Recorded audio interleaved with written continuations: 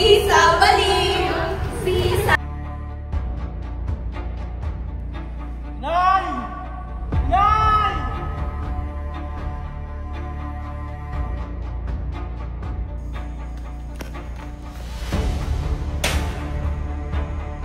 Maria Clara, ikaw ang dahilan ng bawat hakbang ko.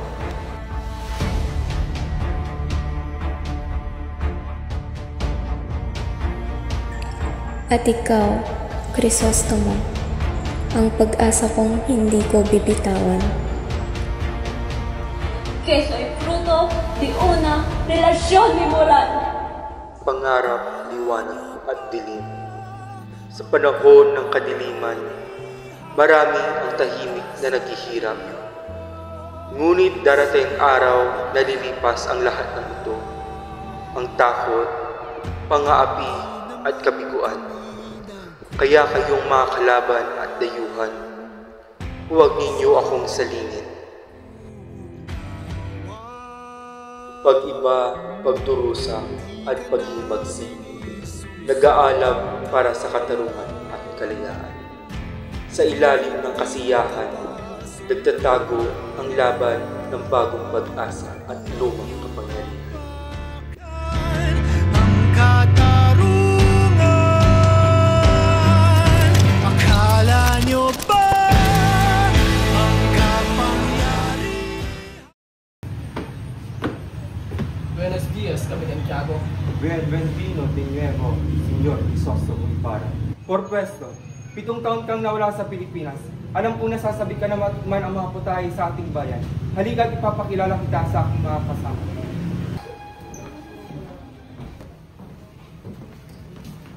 Siya si Isabel, ang aking nag-iisang kapatid. At siya naman si Don Tiburcio, isang doktor. At siya naman si Doña Victorina, ang asawa ni Don Tiburcio. Halina kayo, Tiago. Paupuin mo na ang mga bisita at handa ng mga pagkain.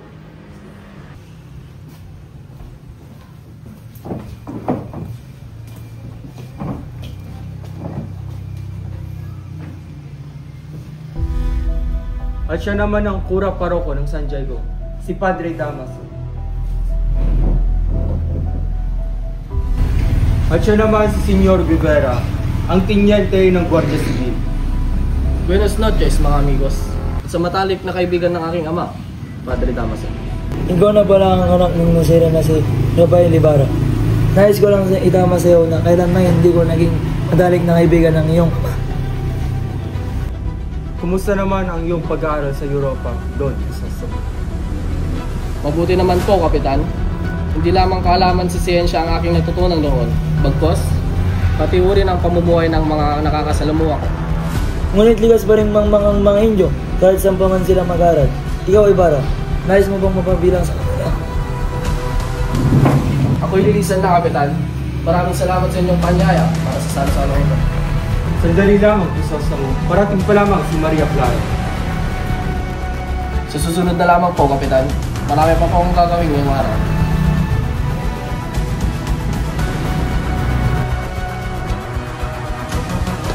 Ibarra, Good Teniente, ano pala? Mag-ingat kayo baka mangyari sa inyo ang nangyari sa inyong ama, si Don Rafael Ibarra. Tila ba'y may nalalaman kayo sa nangyari sa aking ama? Pwede niyo bang sabihin ko? Wala ka ba talagang nalalaman? Ang pagkakalam ko, ang inyong ama ay namatay sa loob ng bilang buwan. Sa bilang buwan, nakulong ang aming ama, hindi kaya kayo nagkakamali lamang? Hindi ako maaaring magkamali. Ang inyong ama ay namatay sa loob ng bilang buwan. Si Don Rafael ay pinagbintangan isang erehe at filibustero ni Padre Damaso. Buen dia, Tia Isabel. Magandang umaga rin, Don Crisostomo Ibarra. Ngunit bakit ka na pa rito sa aming tahanan? Nais ko lang dalawin si Maria Clara. Narayan mo ba siya? Andeng! Nariyan ba si Maria Clara? Maaari mo ba siyang tawagin at sabihin narito ang kanyang nobyo na si Ibarra? Masusunod po, Doña Isabel.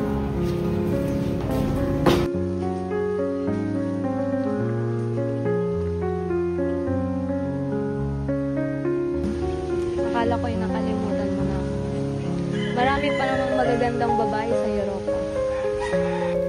Kay kailanman hindi kita ipagpapalit sa iba. Tulad mo nasasabik na rin ako sa ating pag-iisang dibdib.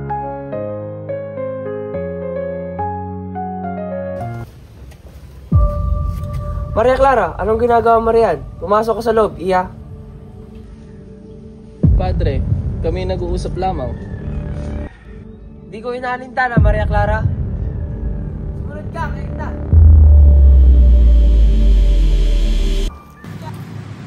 Ginoo, magandang umaga, Ginoo. Magandang araw, Ginoo. Anong mapaglilingkod ko sa iyo? Maaari ko bang malaman kung may napansin kayong puntod na may malaking krus? Malaking krus? Nung nakaraan, mayroon dito ang isang libingan na may malaking krus. Ngunit, inutusan kami ng Kora Paroka na ilipat ang labi sa libingan ng mga insect. Ngunit sa kasamaang palad, may aksidenteng naitapon ang labi ng iyong ama sa ilog. Sa kadahilan ng malakas ang ulan ng araw na yun. Isang kabaliwan ang inyong ginawa. Mahal na Cora, tanggapin niyo po ang aming munting handog para sa ating simbahan. Ito naman sa amin. Maraming salamat sa inyong mundo. Pagpalain kayo ng Diyos. Naway pagpatuloy niyo ang ating pagtulong sa limbahan. Maasahan niyo kami riyan, Padre. Sa katunayan, puspusan na po ang aming pag-aanda sa darating na pesta ng ating bayan.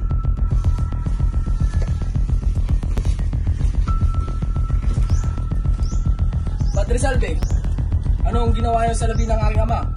Wala akong ginagawa. Anong wala? Tinitiyak ko sana walang ginagawa. Lahat tayo ay anak ng Panginoon. Nararapat lamang na tayo ay nagmamahalan. Subalit sa panahong ito, tila marami nakakalimot sa tungkulin. Hindi dapat natin ginugulangan ang kapwa, lalo na ang mga sumusunod sa simbahan.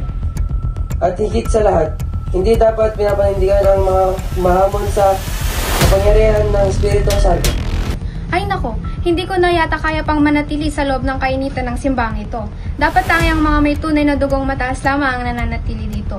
Hindi dapat pinapahintulutan ang mga Indio na naglilibot-libot na parang kaurin na rin natin. Masakit isipin na may mga nagpapanggap na makadiyos, ngunit kakampi sa mga di dapat pinagkakatiwalaan. Ang ilan pa'y mas naniniwala sa mga banyagang aral kaysa sa sariling pananampalataya. Basilio! Hindi ko ninakaw ang 2 ounce sa inosente ako! Ay, Mick Bata! Babayaran mong aming salapi! Umawa ka sa iyong buhay! Nanay! Basilio! Tulungan niyo ako!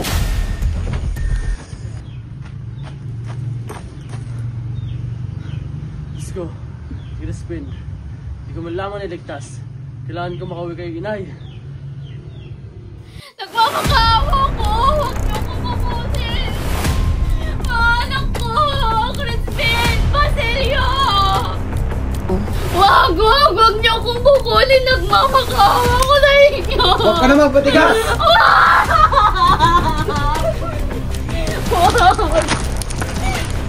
Huwag po! Ang anak ko!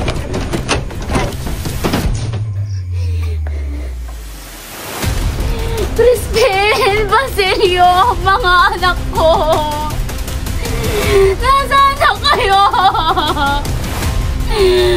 Mga anak ko! Crispin!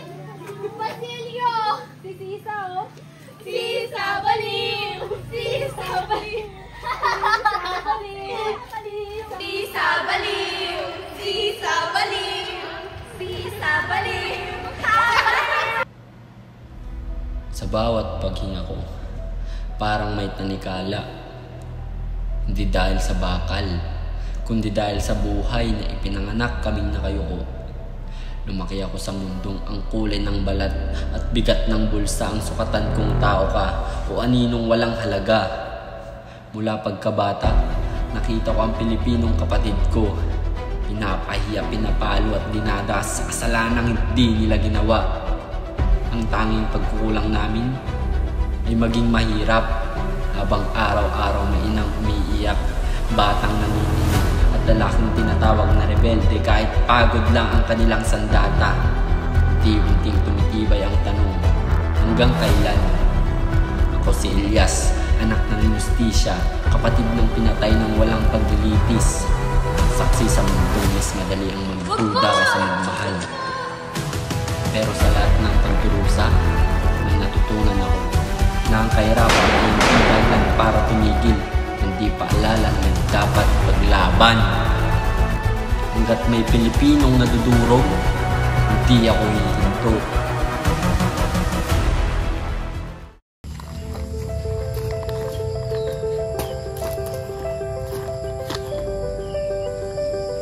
Matagal na kitang napapansin. Tahimik. Ngunit laging handang tumulong.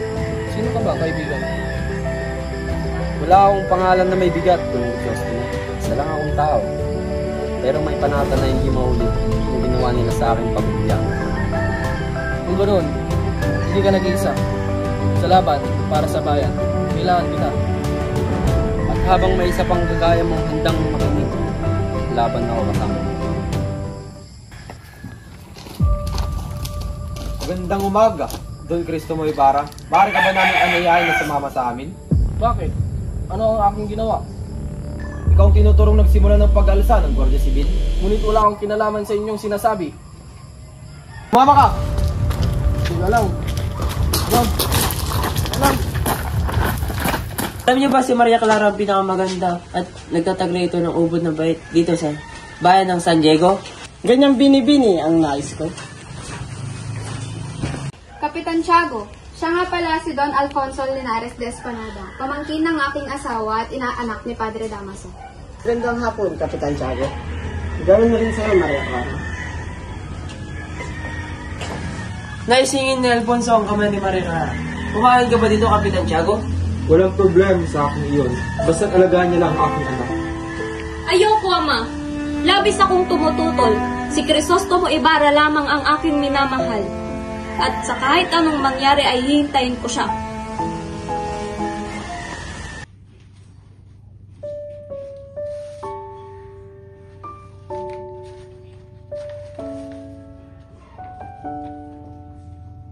Sa aking anak, Maria Clara, patawarin mo ako, hindi ko kayang dalhin ang liham na ito hanggang kamatayan. Ang iyong ina, si Pia Alba, ay nalipos na ng isang primer.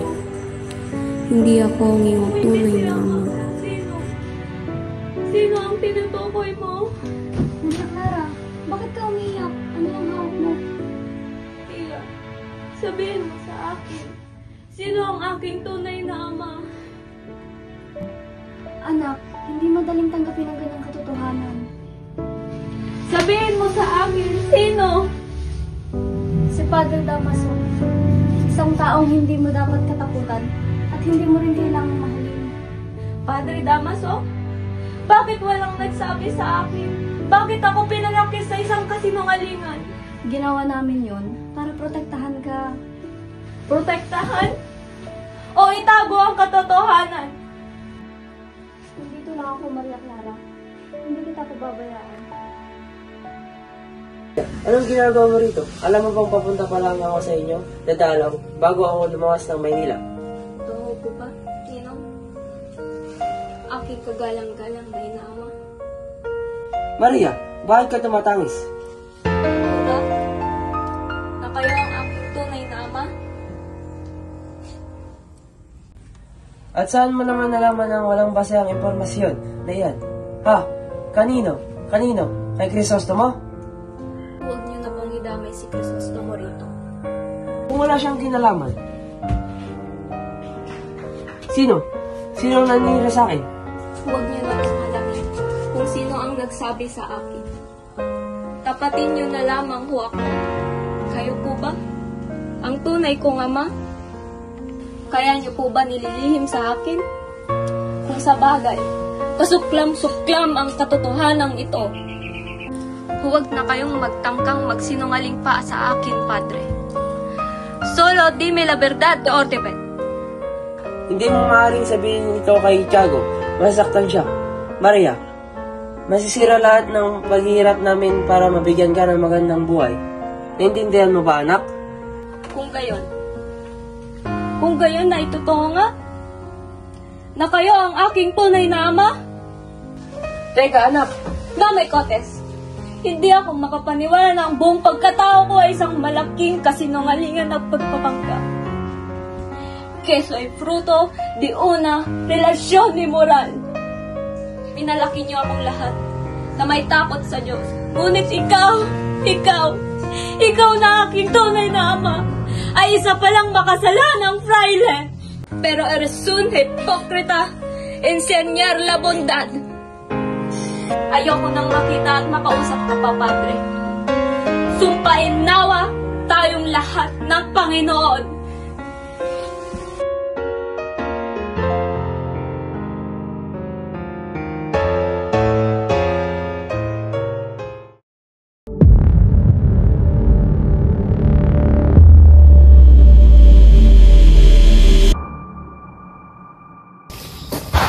Alam ka talaga ni Rafael Ibarra. Pareho kayo nagmamataas. Kaya pareho rin kayo ng sinapit. Hindi na ako makapagantay na makita kang palutang-lutang sa dagat, gaya ng iyong ama.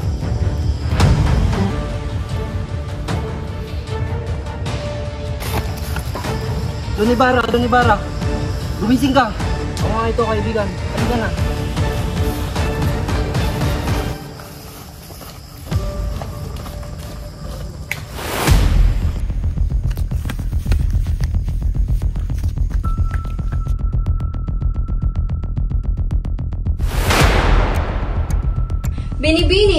Binibining Maria, may liham para sa'yo.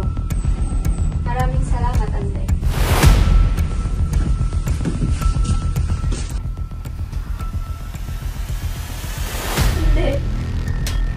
Hindi ito totoo. Ang aking pinakamamahal.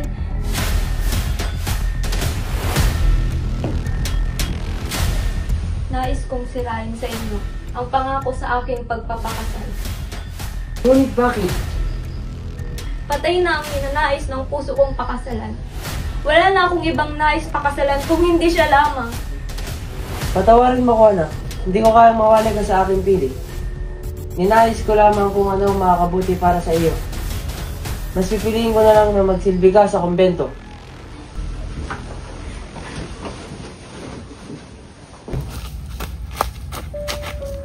Inay? Opo, Inay. Inay!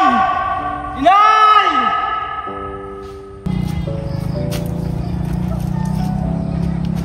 Sino ang taong yan?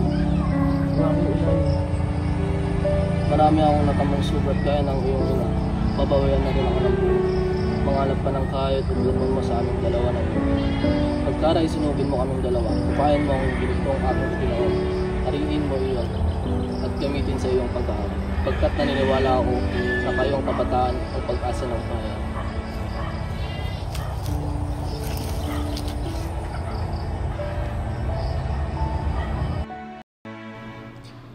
Mamamatay akong hindi man lamang nasisilayan ang bukas liwayway ng bansang aking minamahal.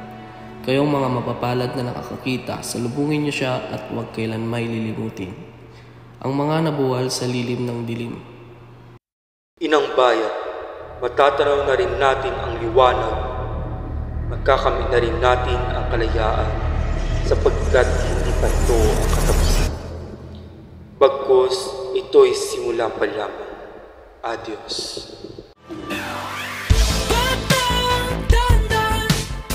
Sa mundong kinagkagalawan, pagmasdan ang larawan ng itsurang nagmamalakas. Hindi pwedeng mabulag, makinig sa tamang tinig. Wala kang mapapala sa taong walang kahulugan. Huwag hahayaang magkanya sa iba.